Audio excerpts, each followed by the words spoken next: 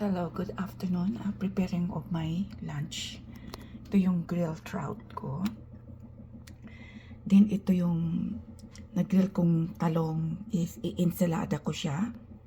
Then gagawa ako ng sarili kong lime juice. Kasi yun ang sabi ng doktor, instead daw yung mga juice, mas maganda daw yung fresh na mga prutas ang gagawin.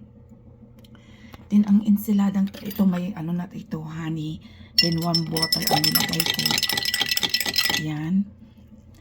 Lalagyan ko siya pipigaan ko siya ng lime.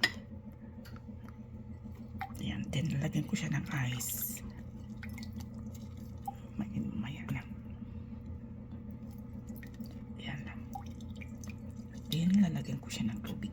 Then ito lalagyan ko siya ng kamatis, tuyo, suka. Then itong sili guys, 2 years ago pa ito. 2 years ago na ito. Ginawa ko ito. Hinarbis ko ito dati sa aking garden nung year 2022. Kaya ito po yung kaning. Yan. Gumawa po ako ng sili sausawan ko. Then lalagyan ko siya ng tuyo para medyo masarap. Then lalagyan ko siya ng tomatoes from my garden.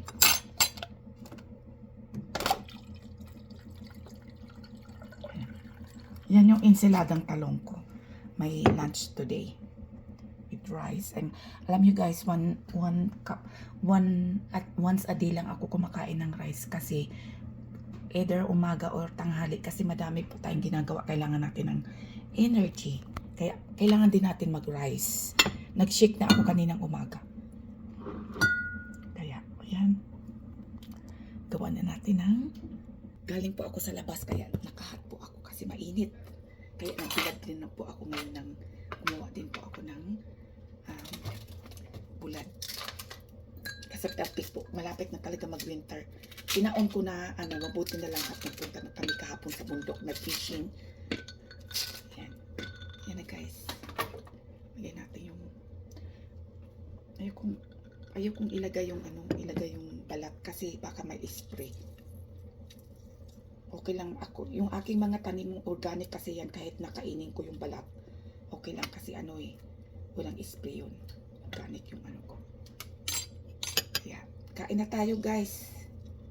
Yung ito po, lalagyan ko ng kamatis para masarap yung aking ensaladang talong. Yan. Tignan natin. Kailangan ko pa